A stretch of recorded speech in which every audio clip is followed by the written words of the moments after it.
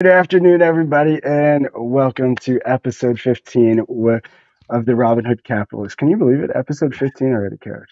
15. That's a good number. What it is? Give me 1 5 up there, and we got it. But so obviously excited about this show. Don't even know how to start it. But so just really want to get deeper diving into the voices. I think there's a big secret to what the voices are all about. This next guest that we're going to have on was lucky to meet her. I think like we were just talking about backstage. We were both probably on the journey, which I think a lot of people, especially if you're watching us on LinkedIn, we're part of the Hounds. What's up, Hounds? But uh, you were in that. Okay, COVID happened. What am I doing? I'm not just going to sit here and wait. And you were trying to make something happen. Um, and so LinkedIn became a source for a lot of us to network, to kind of build things. The Hounds have built an amazing thing over there. The Hounds of Happy Hour with Mike, and that's where Becky introduced me to Mike. So that's thank you for Becky. Um, but Becky, crazy enough, both from Cleveland, so or from Ohio. So she's actually from Akron, but Cleveland, Ohio. So had to rock the Cleveland for her today, but. Again, really just excited to have her out. Excited to have her share kind of her experience and journey with Five Voices. A little deep dive into that, um, and just so you can put a voice to yourself. Now, I want to share also. Did Coach was able to take the test, Yeah. and oddly enough, you all might be surprised if you're watching this, but we are the exact same voice. So we are connector, creative nurturers. Shocker. Shocker. But with that said, Coach, what did you think? Did you get the whole? Did you read through it? Because I am going to share some of mine, kind of I guess, what was big for me that I pulled from the full report that Giant does, which is the statement, which is kind of telling people, hey, like this is what I'm passionate about. Don't hurt me, because I tell a lot of dreams, but also just some of the other things that I'll share. What did you find when you really took a deep dive into that? I know you guys do something with what you do as well with a similar test. Yeah, we do. And well, first off, it's kind of like hanging out with the board of tourism director for the state of Ohio. When I hang out with you, there's never a moment without Cleveland or Ohio that comes up somehow. So good on you for loving your home. That's pretty cool. But yeah, no, the report, and I love this type of thing anyway. As a coach, I'm all about helping people discover themselves, because we said in our last episode that the key to a lot of things is to know thyself, and this is a big part of doing that.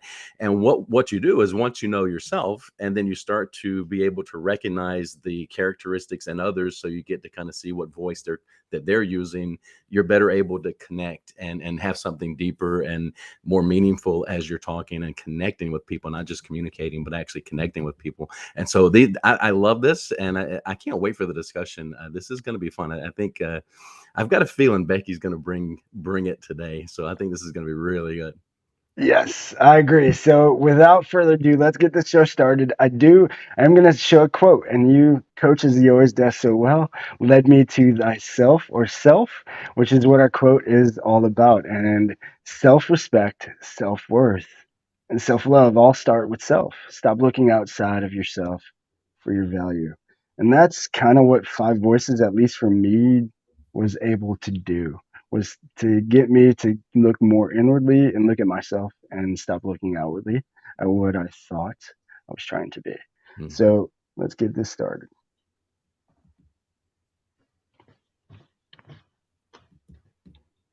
Whenever the video. You get one heartbeat song. Take it seriously. This is your masterpiece. Don't forget to dream and taste the colors in the air you breathe. It's your masterpiece. Go ahead and feel it all. Don't stop till it is beautiful.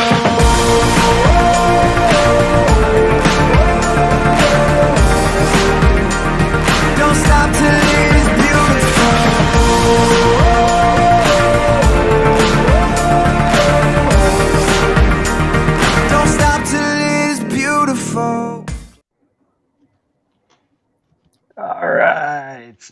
and Becky. Thank you so much for joining Hello. us. Thank you. Oh my goodness. I'm so grateful to be here. Well, so obviously, like I shared, and I do just want to kind of dive back into right away, is five voices. I'm going to throw up the first thing. I shared it with everybody last week. I'm going to share it again. You probably can look at this chart when I throw it up and maybe guess what you are. Well, don't guess. Reach out to Becky and find out what voice you are, because I promise you it will help you really answer some questions you might have, like I had when we connected and she shared Giant and what she was doing and five voices. And again, five voices to me. Again, for me and Coach, like I said, so our first voice is our connector, then our creative and our nurturer, and I'll let the pro actually break that down better than I can. But also just go deeper into kind of the four. So there's then a fourth voice, which for now, Coach, was it Pioneer for you as well, and then Yeah, Guardian? and Okay, Guardian. so we had the same direct order, and so clearly Guardians, or as I like to peg them, pessimist, are are are are our kind of nemesis, Yes. and that was for me the hardest the battle that I fought against always, and I'm guessing for most connectors it is. But go deeper into the voices. Really, just give them a kind of an overview of it in your professional way that I know you will, and then just give them a little bit of your background of what you've done and what you're currently doing. Sure. Yeah. So Five Voices is a personality assessment that I use when I'm coaching clients. And the way we use it is in a team approach to help people understand who they are, how they're wired, again, self-awareness, like DJ was already mentioning. And then it's also in building emotional intelligence. So understanding the people that are on the other side of you. You already alluded, DJ, that you're a connector. Last voice is guardian. So with the personality assessment that we use with Five Voices, we tell people, honestly, the pushback I get is I've taken so many of these assessments, like, why is this one any different? Or what am I going to get out of this? How do I use it? What are the next steps, right? So the way I describe it to people, you're all five voices. You're not one. You're not just one dimensional. You actually are all five voices. Some are just easier for you to access than others. So for you, connector, first voice, you're going to be the champion of relational harmony and networks and building collaboration with people. And the creative side is like generating a ton of relevant ideas for what you're seeing in the future related to people. I'm very similarly wired. So I'm a creative connector pioneer. So we actually base our information off Myers-Briggs. So that's INFJ. So 1% of the population are creative connector pioneers like me. But again, we think really large, big picture out 10 years from now, thinking about what's going to be happening for people, large scale. Like I'm thinking 30,000 people or more.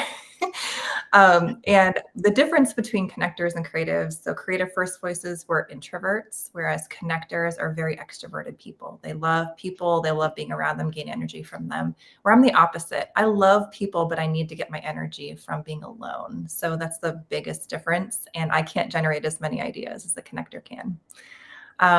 So something I'm really good at is problem solving, coming up with a different solution for a problem. And then the other future-oriented voice is the pioneer. So pioneers are thinking out 5 years also, roughly. And they're the champion of strategy, vision, kind of militaristic in how they think. And they like to solve problems, big business problems. So we're in the bucket of future-oriented voices. We're thinking into the future, the opportunities that we see get us excited. So if I were to say, DJ or Stacey, like, what are you most excited about? Like, tell me like what you're working on. Generally for a first voice connector, they're like, oh my goodness, sit down. Let's buckle up. We've got some stories to tell because I've got tons of things I'm excited about. And for me as a creative, it's like, you know, what are you working on that like gets you excited too, but it always has to be for people. Usually for the connectors, it's like, what relationships have you obtained recently or you bumped into that you're most excited about fostering? So in the pioneer, it's like, what are you working on for business? Like, tell me the strategy that you're involved in and like, how are you planning and mapping that out to help people win? What's the legacy you want to leave? And pioneers go nuts. Like that's the way to lead that group of people and the way you get the best from them. The other groups, those are the future-oriented thinkers, right? So the people that are thinking most towards like what's coming, the opportunities and things they're seeing. The other group is the present-oriented folks. So that's the nurturers and the guardians. So I cannot do anything they do well. So nurture and guardian is my last voice. So it's like using my left hand. I'm right-handed, and I would be using my left hand to be like a guardian. So details, spreadsheets, they're thinking organizations, systems, processes. And I love them for it because I can't do it like they can. And it is very Yes, apparent if you try to make me do it. I And then agree. Yeah, nurturers me are too. those that just, yes, see, so yes, guardians, we can appreciate them because we know what they bring to the table. And yeah, go ahead, DJ.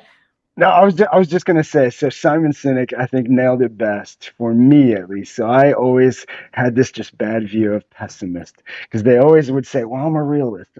What does that mean? There's no such thing as a realist. Well, I'm real too. I just think everything. And Simon Sinek explained it the best. He said, the only difference between an optimist and a pessimist, the optimist sees the future always in a positive outcome. The pessimist sees it in a negative outcome. But Mhm. the pessimists are your blind spot spotters. And that's when Mhm. he said that, I was like, wow, yes, okay. That is what I need to hold on to. But that is where Mhm. I appreciate the Guardian. So thank You Yes. you for just can't let them worry you to death before they get to the blind spot. Right. right. Yes. So they're just they're like less risk averse, right? So I actually like risk to a certain degree, like a healthy degree of risk. I'll face fear. DJ and I have talked about that multiple times. But the Yeah. guardian and the nurture, I would say they're very calculated in what they will do next because Mhm. they want to make sure it's going to bring about the best possible outcome in the present. So they're just so present oriented of how can we make things better in what we're doing day to day. So the nurture, the difference between the nurture and the guardian is the nurture is more so geared the one-to-one intimate relationships with people. So you'll find a lot of them in education and healthcare. They just want to make people's lives better in the moment. Like they're just so skilled and gifted at doing that. And when they're thinking about processes related to people, they can see what could be better in their natural environment. So as we're talking about culture, nurturers are the ones you want to get information from if we're talking about culture, Mhm. specifically because they're relational and they can intuitively feel how things are happening to the people around them. So you want to get their opinion and what they're seeing as far as the relationships within the dynamic of the organization. So those are the big differences. And again, my guardian friends are the ones that are details, processes. How can we make things better? How can we save money?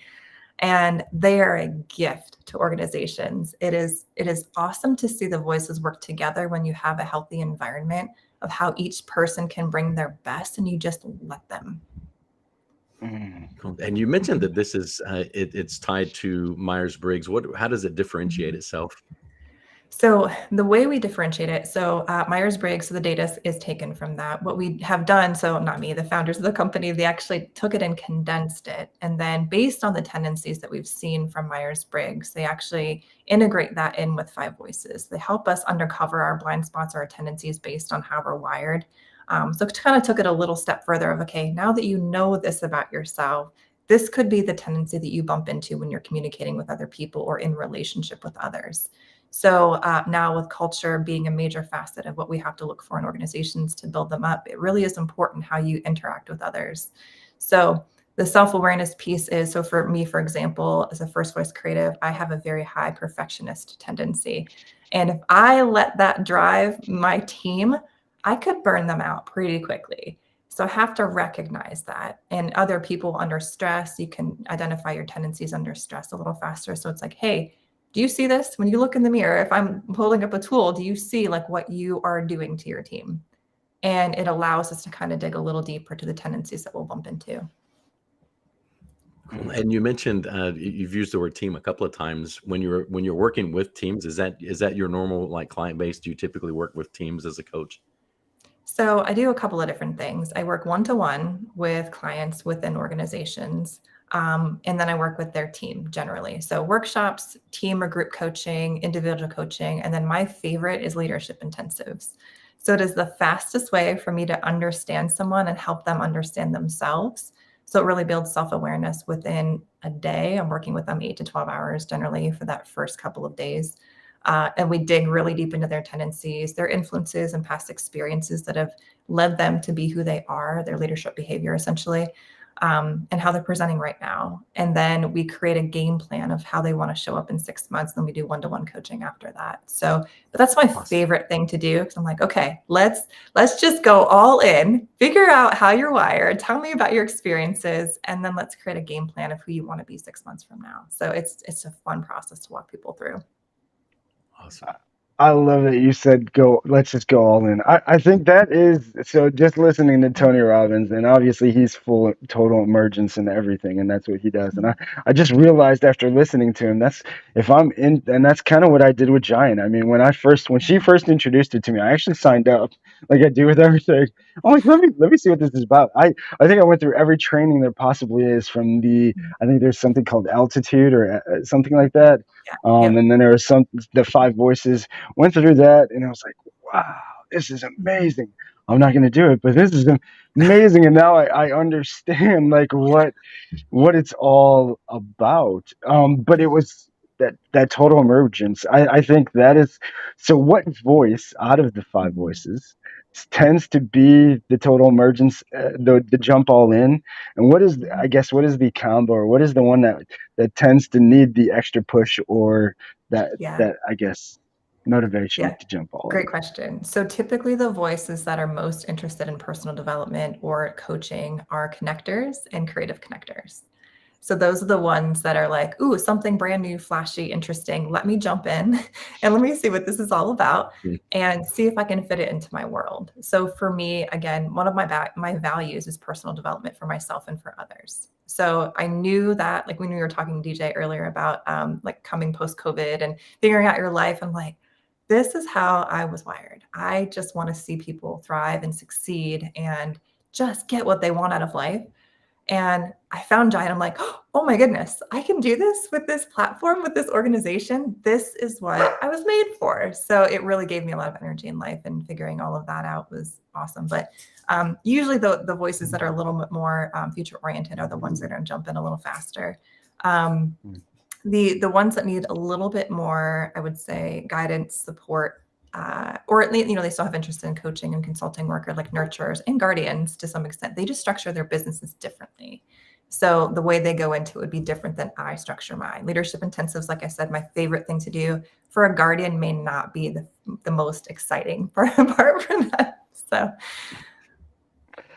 I'm glad you went there. So how do you, I guess, as a coach or as somebody trying to get them to break that? Because I think that's, at least for most companies that I was with, that lost me. And listen, I will be, a lot of things I didn't realize until understanding my voice is why I've had a million jobs and why I just jumped from one to the other. But it was because of guardians leading the ship, like you're saying, and they don't want to ever think of change. They don't ever, to me, think of change, want to be or live outside of the box. They have their box. They're very comfortable there, and they're not moving. I guess, how do you break through that, or how would you help break through somebody like that? Yeah. As an owner.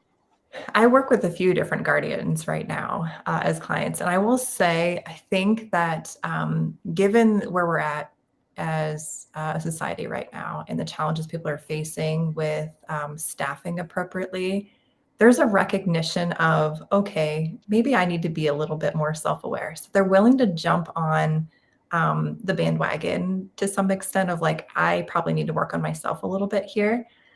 I would say they're a little more patient, and it depends on what the second voice is. So guardian nurturers tend to be the ones that we might see a little bit more caution from with who they trust and who they'll work with. They have to really buy into trust with you. And I don't mean that in a negative way, but it really is. They just have to feel like they're safe, secure. They can have open conversation. And once they recognize they can, then they start to see, okay, these are my patterns. This is why people may not be comfortable around me as a leader. I have one in particular that I'm thinking of. Actually, there's 2 people in this organization that are guardian nurturers and a nurture guardian. And one of the comments that this leader said the first time I was doing her intensive was, people think I'm cold and they just don't want to be around me. They'll say that. I'm like, why do you think they say that? Tell me a little bit more about that.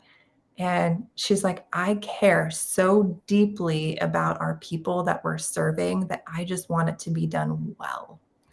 So it's having those conversations in front of your team breaks down walls so quickly. But it's first allowing them to be open about it themselves, I think, first, and then opening up around others. That opening up around others, sometimes the nurturer guardians, they may struggle to find their voice in an organization with that willingness to speak up. What are some strategies maybe for people who are out there thinking, well, that sounds like me. I like to find my voice. Yes. Yeah. So Great question. great question. Great question. So in teams, I've done a couple of different things depending upon the energy of the room. Sometimes I'll let the extroverts go first because they feel more comfortable.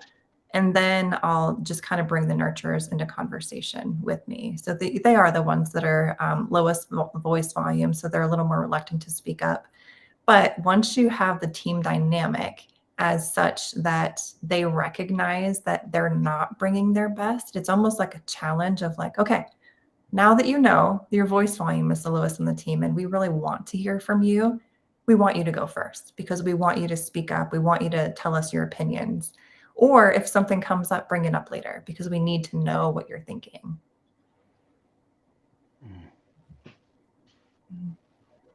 Yeah, diversity of thought on a team, on a leadership team, and diversity of these styles and voices is really important to get the full picture of what an organization is going through. And Yes. so getting everyone to speak up is huge. So that was awesome. I appreciate the answer. The when when you first got into this, because you said there's a lot of these that are out there and a lot of different types.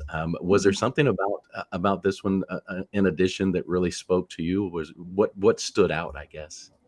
Yeah. So I had a career in coaching. So my background is I was a PA. So I was a physician assistant for about 13 years. And during the time I was a PA, I also was a health coach. So I was certified as a health coach to help clients, patients lose weight, get off medications and such. And I found that that was the thing that I was most excited about, although I felt like even that I could do a better job. And then found my way into Giant through a mentorship year in 2018 and 2019. And that's how I really got involved in it. I went through the transformation on my own. And it was like somebody read my mail. I'm like, it feels like somebody knows me better than I know myself here. So this is scary.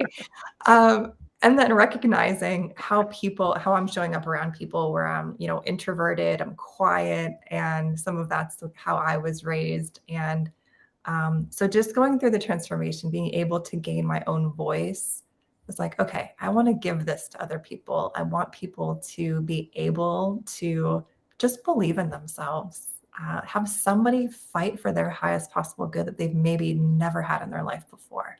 So it just stuck with me. And then the other part of that is when I think of healthcare, and I always will be passionate about changing healthcare towards that of bringing more health practices into it instead of just treating chronic disease. But I think about helping them with a low lift way to scale leadership and have it be a viral platform for them to use. So that's like the secondary piece of it. They need something that's easy to use and that can scale throughout an organization. What an interesting background. And do you work with a lot of doctor organizations, medical organizations now? So I've worked with a few of them right now. So the other thing that I honestly will market for is burnout because, and you probably know this, Stacey, too, but when people understand how they're wired, their tendencies, how to stay healthy, that's the best burnout management tool you can give them. And then if it's systemically within an organization, if they're really working towards collaboration and health of the culture, again, that's the way to really manage burnout as we're all headed in the same direction here. How do we make the best use of our abilities together? So right now, my clientele base isn't specifically healthcare. I have a few organizations that are, but some of them are restaurant industry. I have a restaurant company that I worked with for about a year and a half. I have, like I mentioned, a couple in healthcare and aviation, just a variety of different spaces right now. The restaurant space, that's full of burnout. So It is. that's prime Yes, territory. Yes. It is absolutely. not industry specific at all. Yes, there are tons of healthcare professionals burnt out, but the data suggests that there's other people as well. Oh yeah, yeah, that's a Yeah. great background, and so there's obviously a part of you that's a bit of a nurturer too, as far as caring for people. That's pretty cool. Yeah. Now, Yeah. burnout. You mentioned burnout, and Gary Vee. I seen a quote from him saying burnout. I think Mhm. it's the burnout is overplayed word. It's I changed my mind. You agree, Mm. or is it burnout? So I would say there's complexity here because There in is, Eric yeah, Pearson, who's somebody I follow on LinkedIn, he's a surgeon, pediatric heart surgeon, and he mentioned this the other day that we don't want to confuse burnout with hard, like good work, right? Doing something like a really good job at something, and I agree with that. Um, yeah. I believe that people want high levels of engagement, doing work that is energizing, challenging for them, that is, they know they've done something with the skills that they've been given. That's what I feel like engagement actually looks like. Burnout is the Mm, opposite, where people aren't fulfilling their potential. They feel like they could give more, but they don't know how, or they're not invited into a space where they can. Or it's hopelessness. Like if you look at the big picture of healthcare right now, a lot of people feel hopeless because nothing's mm, changing, or they don't feel like we're going in yeah. the direction where it's actually advocating or helping people. And I believe that's a large portion of why people have left, honestly. Mm. Well, And and then I if we think throw if we throw into that, DJ, a loss of a sense of purpose, of feeling like I'm working towards something that actually matters. Over Yes. time, vision leaks over time, and so you can go into a company and you love the vision, and over time, it's going to wane unless the leader is really strong. And Mhm. once you lose that sense of purpose, it's easy to start feeling burnout. Mhm. yes, yes, yes, yes. It's Mhm. yeah. I agree. I agree. Yeah. Yeah. I agree. So Becky, Mhm. obviously we talked. You mentioned fear a little bit, and we talked and we had those conversations. But you mentioned so you had dove into. I guess tell everybody the venture you went on with podcast world, what you're doing now. Yes. How I was excited to see you were in the studio, so good for you. Great. I'm so excited for you doing that. I guess what is the new venture? Who are you targeting? Who are you looking to help? Mhm. Who can our audience kind of guide your direction? If this sounds like something they might know somebody who needs Yes. five voices That or any of this direction. Yeah, no, that would be amazing. So the podcast is called The Leadership Pulse. And we actually started this podcast back in October. And I really felt in my heart that I wanted to help my local community. So Northeast Ohio, in the healthcare space, again, I just feel like healthcare has to be localized to some degree. So at the level where we know our communities and we know how to help and serve them best. So I found, ironically, this guy, the chamber that I'm involved in, who is a podcast producer. And I had been struggling on, to find the perfect producer for me. And it was just an opportunity at the time. I didn't really expect it. And knowing the direction, I felt like I was being led. I was like, okay, do I take this opportunity? Do I wait? Because there's always the option to kind of postpone things. Or, like what's next? And there was definitely fear. So DJ and I spoke about that. We talked through it. And I think there's always fear when you're going to maybe the next potential stage or just inviting other people into it. But the Leadership Pulse is really geared towards healthcare, towards physicians changing culture in healthcare. So the guests on the podcast are physicians who have not only been great physicians, but they're great leaders. So they've done something with their license, or they've done some, like, I'll give you an example. I have several that are medical entrepreneurs as well. So one guy started a software company to help him fix his burnout. Another guy I actually have on the podcast Nice. tomorrow.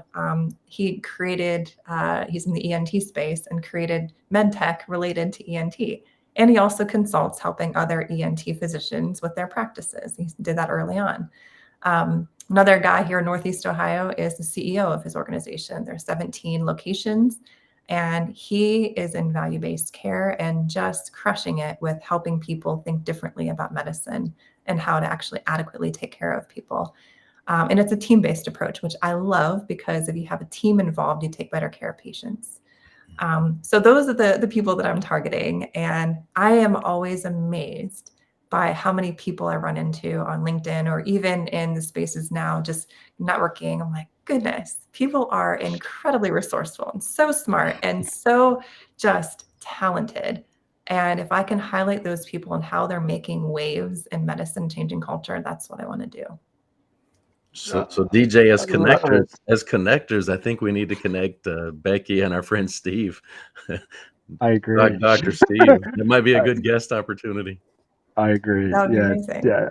It's Steve. Yes. Oh man, he was amazing. Yeah, you have to check out the episode. And anybody Okay. who didn't see it, yeah, he's our doctor. For the Robinhood Capitalists, he's our doctor. I will say that. I know Stacey uses him. I'm going. Me and Maggie will be. But yeah, it's amazing. Just what you're talking about is exactly what he's all about. And so yeah, I was thinking the same thing, Stacey, the whole time. Even the PA thing. I mean that's the Yeah, so. I know. But yeah, I agree. You definitely, he would be great for you guys to connect with. So we will do that Awesome. as Yeah. connectors, I listening love it. to our Make it voice. happen. And there's going to be a time like 3 weeks down the road to be like, oh my gosh, I need to connect Becky with this person. Just like the way that our brains work and stuff. But I love it. Yes. So I have another slide that you talked about, or that you Yeah. shared, and then I do want to get a little bit deeper. So I do have a video that we're gonna kind of finish the last half of the show a little bit deep. But we'll start here, and then I'll give kind of at least my little things that I held on to from my reports. So this, if you want to explain this, Becky, go ahead. Yeah. So when I'm working with an organization, this is the Five Voices team dynamics. So I love plotting people on this chart, because it helps them see who in their lives they're bumping into and where they may be feeling some friction. So just like a quick orientation of the slide. If you're looking at the top with the nurture, connector, and creative, so we all make decisions based on people and values. So people will always come before profit. Not that we don't understand that profit is necessary for the business to run, but that's just naturally how we'll make decisions. The bottom half of the slide is the guardian pioneer and the creative pioneer. So creative pioneer is actually broken into a couple of different facets here, but on the bottom section of the slide, these people are making decisions based on systems and logic. So they're more, tactic based. So they are less emotional, I would say, as far as, or less feeling. If we're talking about Myers-Briggs, there's the feelers versus the thinkers, and this is the thinking crew. So they're making decisions based on strategy, systems, and logic.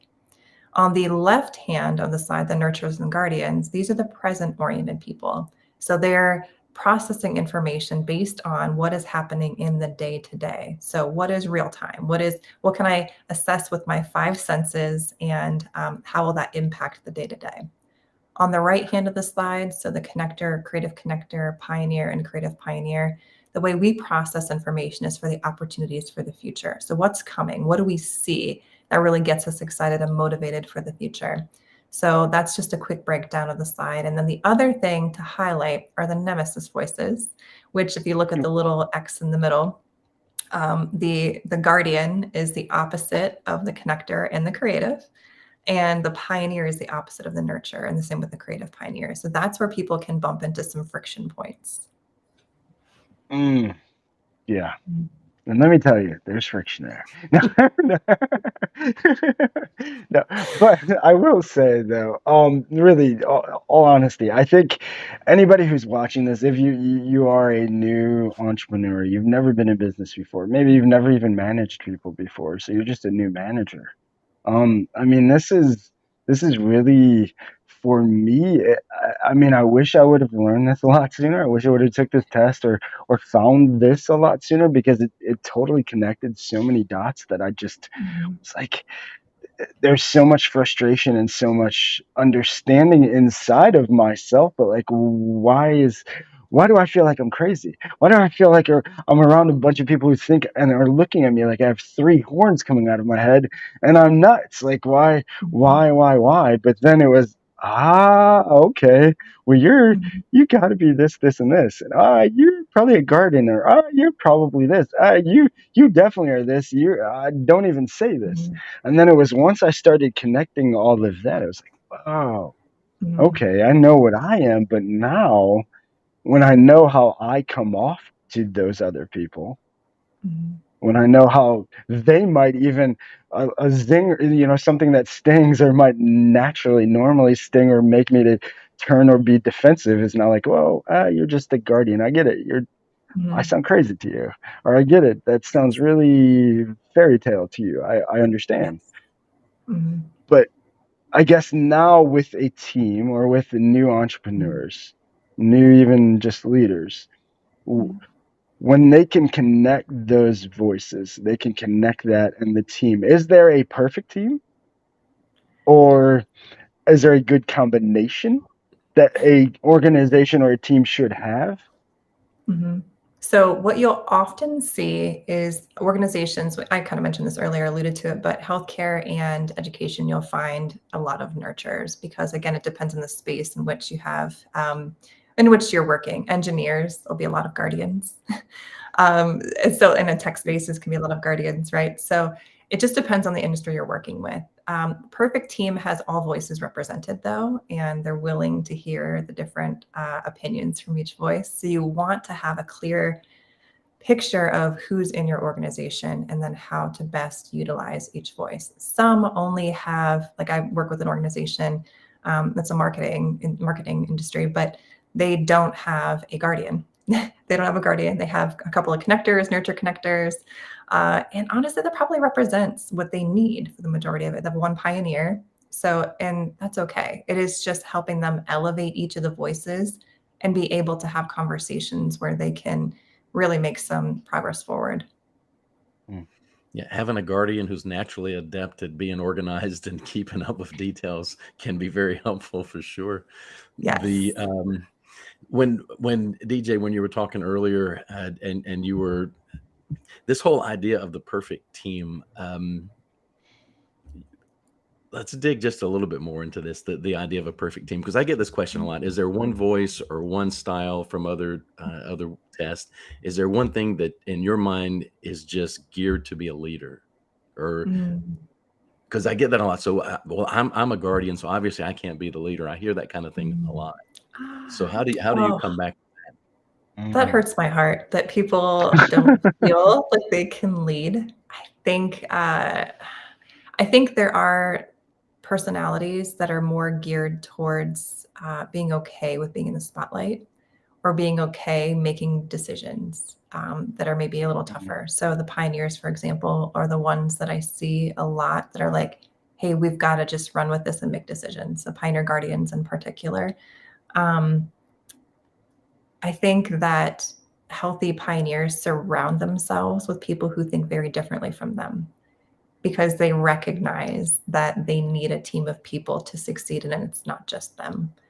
I would say the ones that are apprehensive to lead are more the nurture voices, but they're fantastic leaders because they're good trainers. They're good in interacting one to one. It's just helping them believe in themselves and that they're capable of leading. But I don't think we see a lot of them in C-suite positions. Nurturers? What do you think, Stacey? I would love to hear your perspective on that too. No, I think so. The way you ended that, I think, is perfect because it's not that they can't be, and it's not that they shouldn't Mhm. be. They need, just like we all do, we just need Mhm. that push to Yeah. grow and get there. I'm a firm believer. I'm an adherent to John Maxwell. He says everything rises and falls on leadership, and leadership is a Mhm. learnable skill. So Yes. Yes. everybody has the ability to lead if we can just Mhm. get it out of here. Yes. Yep. Yes, I I always agree. tell my leaders, I'm like, it is just reps. It is just repetitions. Like, Yeah. Yep. we're being in the gym. We just got to learn this skill. And I have an 11-year-old kiddo that wanted to be student council president for his classroom. And I'm like, buddy, it's just reps. We need to get in front of the classroom to tell, your story and why you want to do this and stuff. And I'm like, it's just a skill set. That's it. That's it. Yeah. It's just sucking till you're good. You gotta suck. You're gonna suck at everything when you first do it until you do it enough. Like, it's true. I mean, shoot, I still sometimes feel like that in sales, and I've been doing sales my whole life. Like, what is going on? This is not working. But I do, since you led there, I'm glad we're going to go a little bit deeper in this last part. I'm going to share a video, starts with Les Brown, then goes into, it's only two minutes, I think just under 3 minutes long. But we're going to deep dive, and I want to hear both your views on it, how the five voices, Stacey, if you want to go first, but then Becky, if you want to kind of tie in how understanding one, your voice from the five voices and where you lie, but then also how this can really tie into just understanding as growth individually, whether it's business, whether it's just personal or professional, just growing as a person, how this can help. So here you go, y'all.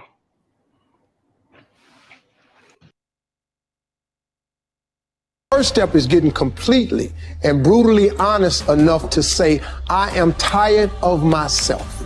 When you say I'm sick and tired of being sick and tired, that's the facilitator of change. That's when you're ready to say these words, no more excuses. No more excuses.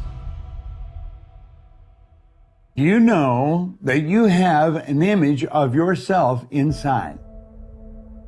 When you stand in front of a mirror, you see a reflection of the physical you. But that's not the real you. You have a picture of yourself in your mind. Do you know Dr. Maxwell Maltz wrote a book back around 1960. It was called Self-Image Psychology, Psycho-Cybernetics. It's a phenomenal book. He said it was the greatest discovery of his generation. He was a cosmetic or reconstructive surgeon. And he found he would do work on people. He might have done a nose job or removed a terrible scar. And he noticed that when he did that, there was a phenomenal change in their personality. But he noticed with others, he would make a phenomenal physical change and there was no change in their personality. And that led him to postulate that we have two images. We have the one that's coming back from the mirror, but we've got an inner image. And that inner self-image is literally controlling our life.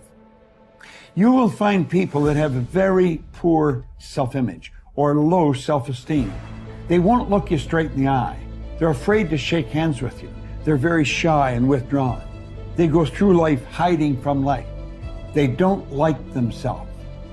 They don't know themselves. Do you know when a person improves their self-image, they change their entire life? Their income changes, their relationship changes, their health changes. And do you know how you do that? Start studying you. Start to find out more about you. There's something phenomenal about you. Do you know when I began to study this material 57 years ago, I had very poor self-image. I had low self-esteem. I took dumb jobs. I never earned any money. I never had fun. I had poor relationships. And as I started to study real solid information, everything in my life started to improve. I've got friends all over the world today. I earn millions of dollars. I'm in my 80s and I got as much energy as a person in their 30s. You see, when you start to understand really who you are, you're God's highest form of creation. There's things about you that just about blow your mind as you start to study and really understand them. You'll walk a little taller. You'll stand a little straighter. And you know something? You'll enjoy a whole lot more of life. That's, for me at least, just speaking on for myself, for my opinion, once five voices came to me, connected all the dots for me, that couldn't have spoke any louder to me. And so that was a video I've had for a while, listened to over and over again. Like, I have quite a few different playlists on YouTube for videos like that. But what are you guys' thoughts? Five voices. How does that connect? And really, how is learning yourself can unlock like the great? That's a tough one to follow. That's good stuff. And Psycho-Cybernetics is a great book, and I've used that material a lot in speeches and trainings and things throughout the years. But Becky, I don't know where you stand, but I'm a firm believer that you'll never outrun your own self-image, and knowing thyself and clarity around self and values and principles and really knowing who I am and what I'm all about is foundational to any success. Yeah, I would totally agree with that. I felt like before I went through Giant, I felt like I had a pretty good handle on who I was. And then going through it, I'm like, I knew nothing about who I was. Like, didn't even scratch the surface. I'm like, wow, and I read personal development books for years, probably 10 years prior to that, reading tons of different material and thinking I had some handle on it, kind of like what you mentioned earlier, DJ, of like just feeling like you were missing something. And for me, this was the missing piece of just deeper understanding of how I show up around other people. And I think recognizing that for me, it has unlocked so many things I thought about myself as far as negative. I think the limiting beliefs, it's allowed me to just understand where they come from and then start the rewiring process and just allow me to more deeply connect with people. Like, you just raising my kids, it's different now.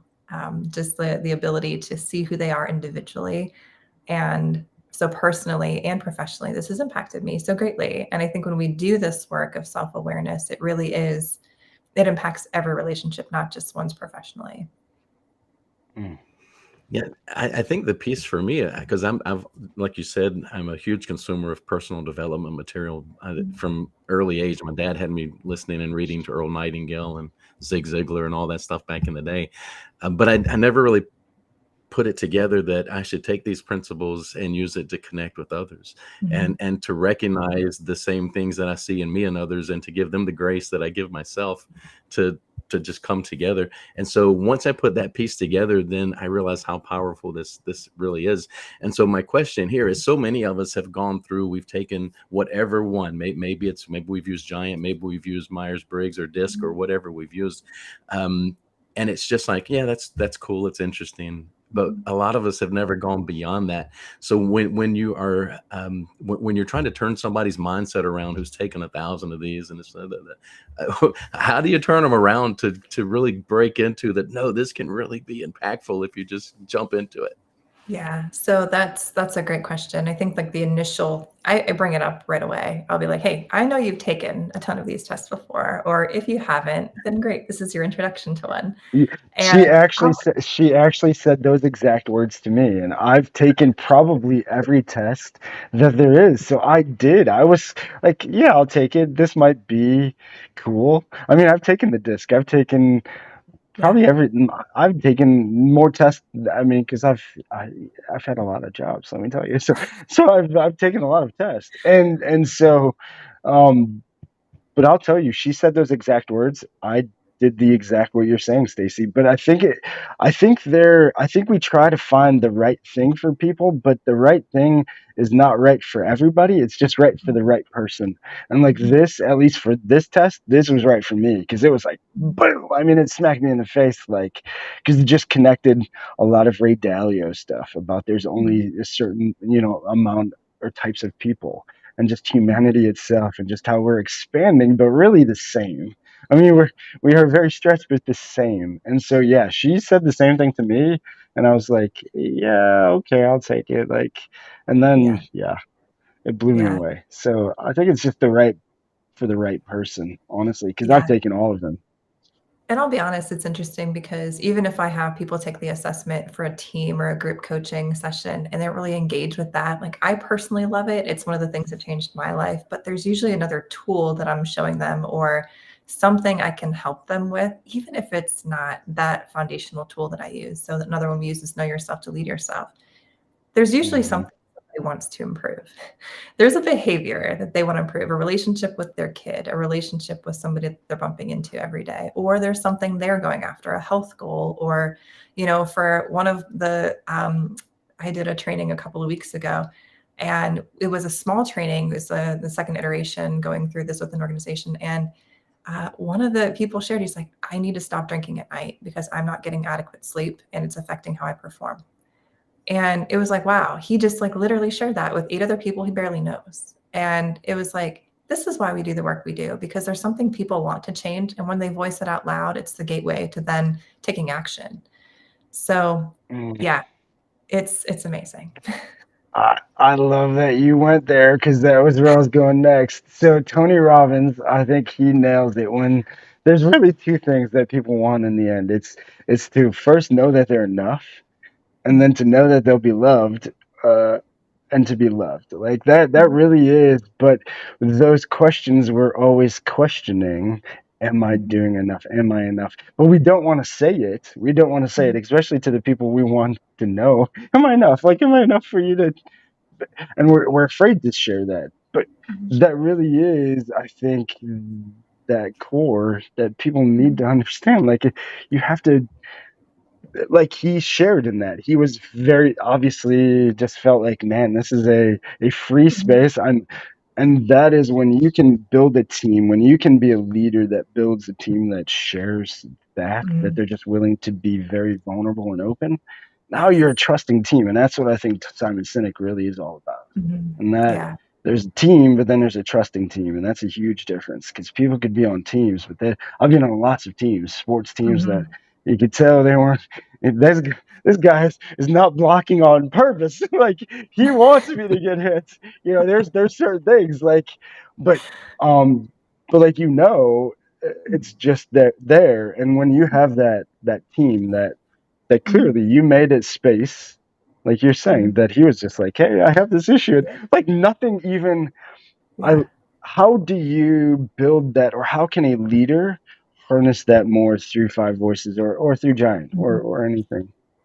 So number one, it's creating the space for it. So dedicating time to really connect with your people. So Dr. Vivek Murthy has the document on workplace well-being. First is psychological safety. So making sure people feel emotionally safe is the first thing.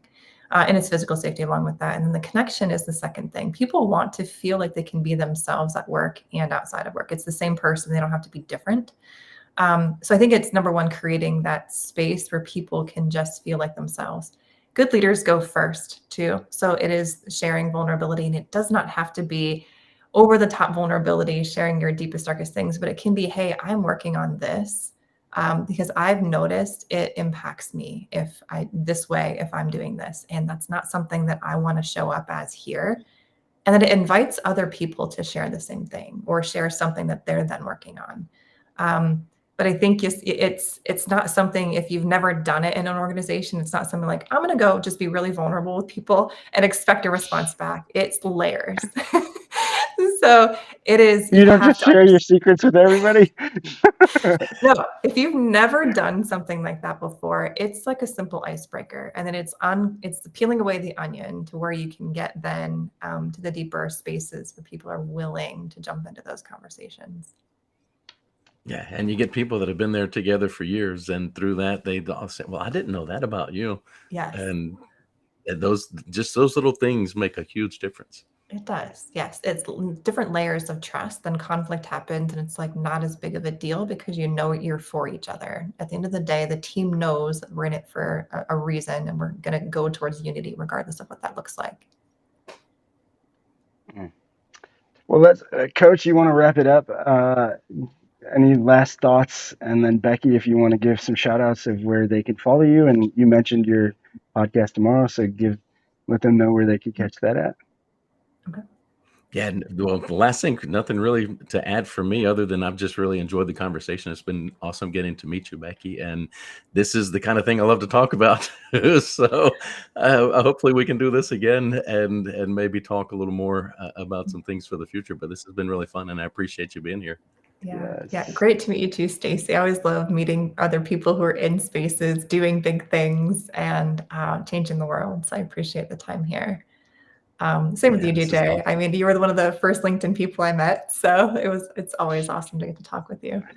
Yes. Well, thank you. Seriously, thank you for this. And really, I give the props to Five Voices because it really did. For me, I mean, it's what gave me the idea of the whole Rubik's Cube idea that we keep toying about, and Becky and Coach might have something to do with that here soon. But we really just kind of unlocked the voices for me, and really unlocked kind of where I struggled for the longest time, with just connecting. Why do I feel like there's not a team that I fit on until I figured out like what I was and who I was and who was right the really the right connecting voices, but more how to just respond to them. Um, I don't know what you unlocked in him, but he moved here, and it was like he's just connecting everywhere. He's We free. unleashed an animal. Yeah. you He's sure free did. to be who he is. Yes, it was literally like, I mean, it probably, I mean, I will say this. I mean, Maggie beats me up enough. I am very overexcited about these things, but I literally, it was like unlocking a cage and like, poof, like just go connect people, see what happens. Okay, that sounds fun. Let's go do that. And literally, it's been 2 years of LinkedIn connecting to in-person connecting, but it was understanding the voices even and understanding like, okay, and really understand. I mean, maybe this is for a future conversation and maybe for both of you coaches to dive deeper into, but empaths. I think there's something about empaths. I believe to the core, I am an empath. I think there's something about mirroring neurons. I've heard Tony Robbins talk about it, so I know at least some super smart guy knows about that thing, so it can't be too woo woo. But I really think that once people can understand their voice and find the crazy connectors like me or Stacey, who's obviously not as crazy and a little more calm of a version of me, but somebody like us who can connect them to the right pieces. I think in the coaching, the last I guess I'll give a little plug for Giant, but the coaching and the whole training that I went through and seen of the five voices, they did the classroom kind of view of it and them really understanding everybody on the team, but it was more the liberating, and I'll throw that up there. It was the liberating statement, and so I did kind of snap a few, and Stacey, you might notice these from yours because we had the same, but our liberating statements. So for us, connecting creative nurture is this is our liberation statement. But celebrate life with me and understand that at my best, I don't separate work, rest, and play easily. Regularly ask me what I'm excited about, and then let me tell my stories because obviously I have tons of stories, right? Um, Never stop believing in me. Appreciate my strategic connections and encourage me to keep dreaming about changing the world and expanding our influence. And that really is kind of the driver I'll speak, at least for me, and let Stacey kind of back that up. But that was the driver for me in doing this podcast. I want to change the world as much as I can. This has nothing to do. I realized from my voices, I'm a very simple person. I don't need anything. Um, but I also realized that what I do need is progress. Again, Tony Robbins. I need that constantly. I need excitement, and I need to help find people who believe in something big, so I can be part of it and help them make it as big as possible. And that's what really drove me to be here with Loyalty Brands and doing everything that I'm doing here. Moved my family to Virginia Beach was just this dream of being part of something bigger than myself, and our mission here of the Robinhood Capitalists to help 10,000 families create heaven on earth because I believe it's possible. I'm living it. Not in all facets of the life, but in the facets that matter to me, I am living it to the fullest.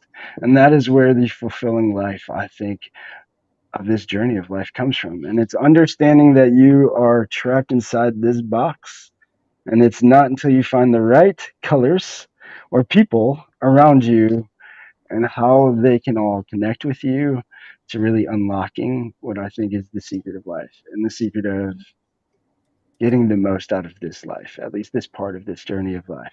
Um, Bob Proctor said in that video, we are God's greatest creation. I think that we have the ability with our words or with our writing or even our writing on a keyboard out there. But when we put stuff out there, it breathes life, good or bad. So just keep putting out good. But again, thank you. Becky, as always. And tell us how to get in touch.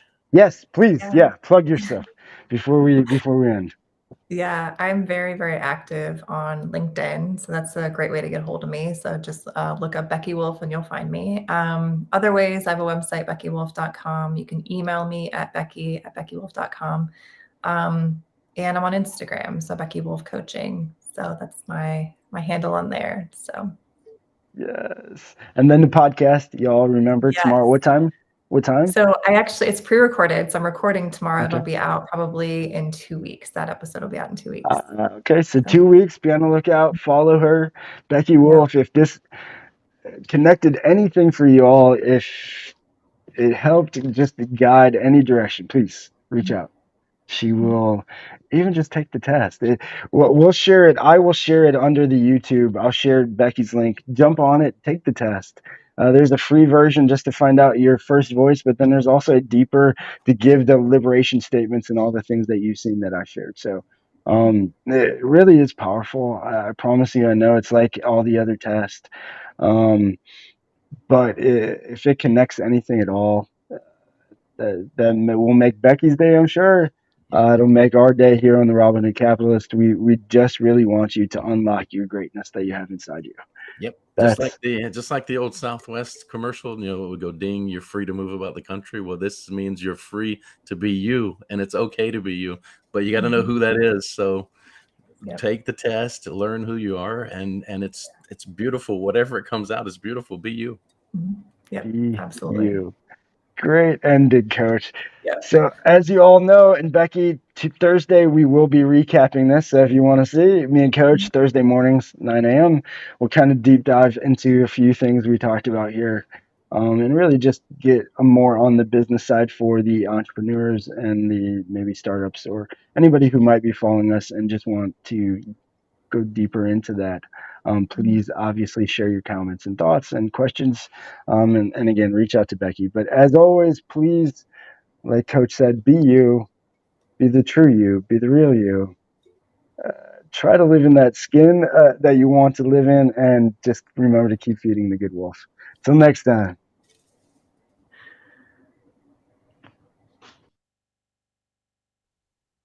I'm always on the red eye. This time around, it's not even about getting paid. I'm just an